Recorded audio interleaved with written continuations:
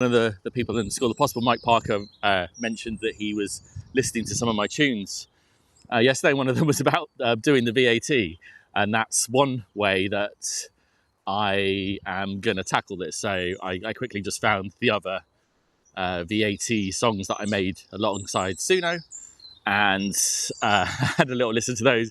Remixed one of them with another sort of track that I made, a little bit of somebody else's guy remix, bastardization. So that's one way. I'm going to listen to that, and that's going to motivate me. So I've probably got about, 30, 40 minutes of that as a little burst to kind of go on repeat. The funny thing with the Suno song is that it pronounces VAT as Viat. Do the Viat, do the Viat. It's quite cool. I like it. It brings a smile to my ears. The other thing I'm going to do is try to make a little bit more of a game of my VAT. I mean, I'm motivated in some ways because I can pay myself as a result of doing my taxes for my business. It allows me to know how much I owe myself personally, which helps to go, right, okay, I've got a little bit of money, extra money in the bank that I don't need to kind of take money out of the business for, which would cause more taxes. The joy. I think I was reflecting yesterday that doing my taxes with dealing with finances actually, I took completely with my therapist yesterday. And it's something that I tend to avoid for a number of reasons. One is that it's really boring, really administrative. Some things are really laborious. Some things require a lot of back and forth and admin.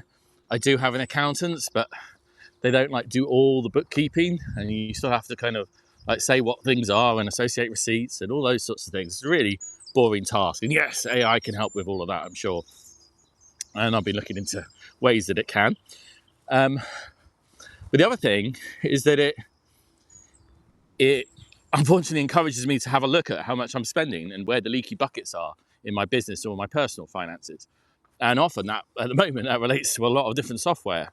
So that's even before all the AI tools that I'm investing in, exploring with. So I think it's really important that I have a look at those things. So they cost a lot of money. I've got, Adobe Creative Cloud subscriptions. I've got Claude. I did have ChatGPT. I'm putting that on pause for a bit. I've got a transcriber.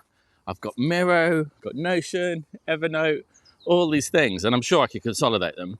But to be honest, kind of thinking about and going through that process is sometimes more effort than it's worth. So, that's a bit confronting to deal with that, realizing that lots of money is going out my account. I'm not necessarily using some of the services that I'm investing in and paying for that I could be. Some of the things I've just got locked in. I've got a lot of work or stuff in there. So, the anticipation has kind of got a hold of me, I suppose. So, doing your taxes, tackling taxes is one of those hard things.